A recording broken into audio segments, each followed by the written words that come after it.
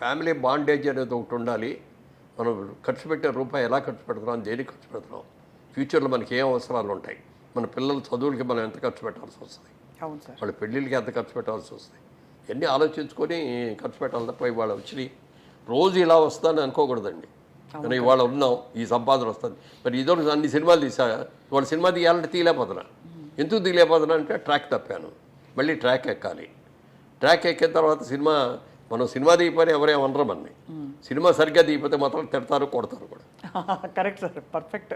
అవును, ఎంత రిస్క్ తీసుకోవాలో అంతే తీసుకుని.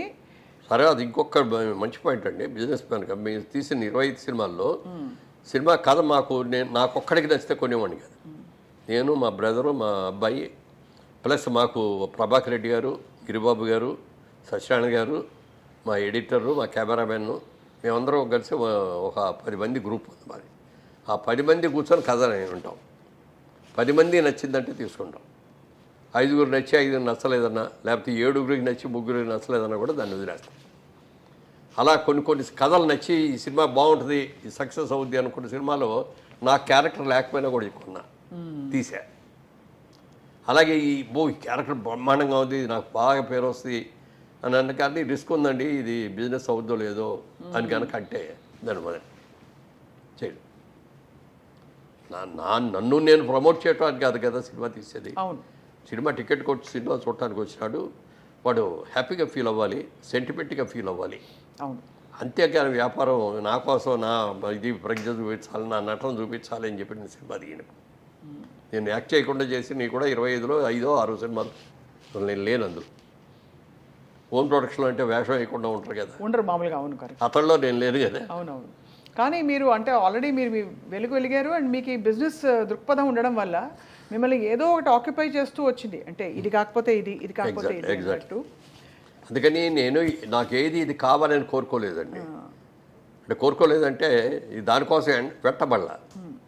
అవకాశాలు నాకు వెతుక్కుంటూ వచ్చినాయి. చాలా వచ్చిన అవకాశాలని సద్వినియోగం చేసుకున్నాను అంతే తప్ప నాకు అది కావాలి ఇది కావాలి, అబ్బో చిరంజీవి ఏంటి నాకంటే వెనక్కి వచ్చాడు, ఎంత తీసుకుంటున్నాడు ఏంటి, నాగార్జున ఏంటి ఎంత తీసుకుంటున్నాడు, లేకపోతే ఎన్టీఆర్ ఏంటి ఎంత తీసుకుంటున్నాడు అనే ఫీల్కి నాకు ఎప్పుడు ఉండదు. నాకున్న సమర్థతగా నాకు ఎక్కువ ఇచ్చాడు దేవుడు, దీనికే ఎక్కువ నాకు అన్ని ఫీల్ అవుతాడు. అసలు మోడర్న్ ఫిలాసఫీలో ఉండవలసిన, స్పిరిచువల్ ఫిలాసఫీలో ఉండవలసిన అన్ని సద్గుణాలు మీలో ఉన్నాయి సార్, గుణాలు. బికాజ్ యాటిట్యూడ్ ఆఫ్ గ్రాటిట్యూడ్ అంటారు. ఇప్పుడు చెప్తున్నారు కొత్తగా ఇవన్నీ ప్రిన్సిపల్స్. మనం కృతజ్ఞతతో ఉంటే అప్పుడు జీవితం 10 రెట్లు ఇస్తుంది. ఇలా మనకి మొన్న అట్టూరి పొంచంద్రరావు గారు నాది 50 సంవత్సరాల ఫంక్షన్ జరిగింది. అవును, ఆ ఫంక్షన్ జరిగిన రోజున నేను నా ఇంటర్వ్యూలో చెప్తే ఇది ఆయన పెట్టిన భిక్ష అని. మొన్నడు అడిగాడు ఆయన, బాబు నాది ఒక్క కోరిక, నువ్వు ఆ మాట నాకు చాలా ఇబ్బందిగా ఉంటుంది, నేను నీకు భిక్ష పెట్టవేంటి, భిక్ష అనే మాట తీసేయి బాబు అన్నాడు. సార్ భిక్ష అంటే మీరు ఏదో బిచ్చం వేశారని కాదండి, ఆ రోజున మీరు చేసినది నాకు నా నా లైఫ్ ట్రాక్కి మలుపు తిప్పారు, కొత్త జీవితాన్ని ఇచ్చారు, అందుకని దాన్ని భిక్ష అంటారండి. నేను వద్దు బాబు ఆ మాట అనొద్దు అంటే. ఖచ్చితంగా సార్, అంటే మీరు అన్నట్టు వరాలు వచ్చాయి కానీ ఆ వరాల్ని మీరు సిన్సియర్గా సద్వినియోగం చేసుకోవడమే కాకుండా మీరు సంపూర్ణంగా దానికి అంకితం అయ్యి చేశారు కాబట్టి. అలాగే నా జీవితంలో చేయాల్సిన ఉందంటే ఒక డబ్బు సంపాదించి స్థిరపడిన తర్వాత ఇది సొసైటీ మనకి ఇచ్చింది డబ్బు. ఆ డబ్బుతో నా అవసరాలన్నీ తీసుకున్నాను, అన్నీ అయిపోయినాయి. నా ఇల్లు, కార్లు, పిల్లల పెళ్ళిళ్ళు, చదువులు అన్నీ అయిపోయినాయి. ఇక ఈ సొసైటీ కొంత మనం తిరిగి ఇవ్వాలి అనే ఆలోచన వచ్చి అప్పుడు మురళీమోహన్ చారిటబుల్ ట్రస్ట్ అని పెట్టి బాగా చదువుకునే పేద పిల్లల్ని, అంటే బ్రహ్మాండమైన మార్క్స్ వస్తాయి, బ్రహ్మాండమైన గ్రేడ్స్ వస్తాయి, కానీ వాళ్ళకి అంటే ఇంటర్మీడియట్ దాకా ఎట్లా కొట్టడం చదివేస్తారు, అయిపోద్ది.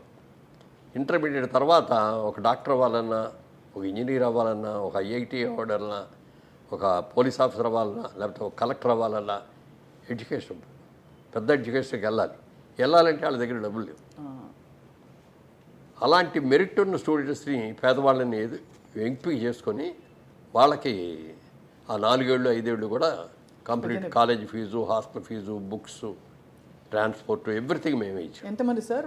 ఒక 1000 మంది పైన అయ్యారు.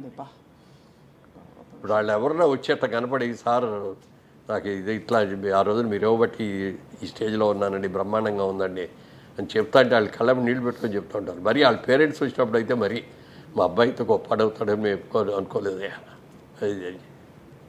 దాని తృప్తి, ఎంత తృప్తి అది. అందుకని కొంత అటు ఇస్తాం. మధ్యలో ఎలక్షన్లో రాజకీయాలు దిగటం మూలంగా కొంత అనవసర ఖర్చులు చాలా పెట్టడం మూలంగా అది కుంటుపడింది ఆ ట్రస్టు. మళ్ళీ ఇప్పుడు దాన్ని రివైవ్ చేసే ప్రయత్నాల్లో no more politics sir. No more politics. చాలా మీ వంటి వ్యక్తిని 10 సంవత్సరాలు దానికోసం కష్టపడ్డాం. మనకు వచ్చే మంచి కాదు చెడు జరగలేదు. నా ఆత్మసంతృప్తిగా చేసింది మాత్రం అంతే. ఈ చాలు అది అనుకోండి. మీ జీవితం